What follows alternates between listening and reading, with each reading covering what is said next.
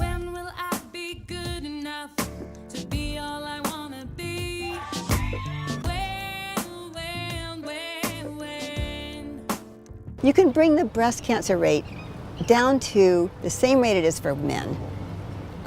If women would stop wearing bras, and then they would feel more free to move their body, because when you're wearing a bra, I can tell you I remember, you're always trying to, you have to put the strap up so they move very much, and if you reach your arms up, things start to lift up, and they're tight, they're restrictive, and that's the very last thing that we need, is to restrict ourselves at that point where we need our health, we need our consciousness, we need to not be distracted by this compression and restriction of movement and pain and numbness. So how can this become, how can it become a movement around the world?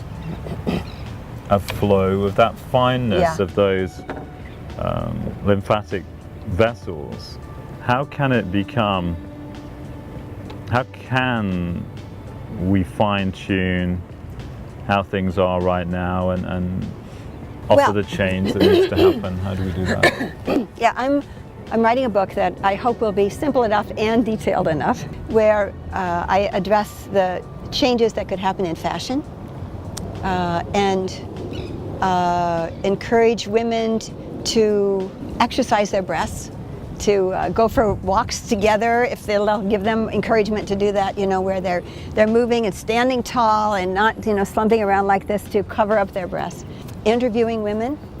There are some other women, Kara Ananda is one, who has a big website, and she's doing a great job of educating women, younger women especially, I think, people in the yoga movement and that kind of consciousness, to be able to get this out through a lot of videos. Yes. I'm so appreciative that I can talk to you about it, because that's going to be another place that it can go out, I really, really appreciate your interest. And then I also have had the experience of talking to a lot of men about how they feel on this topic.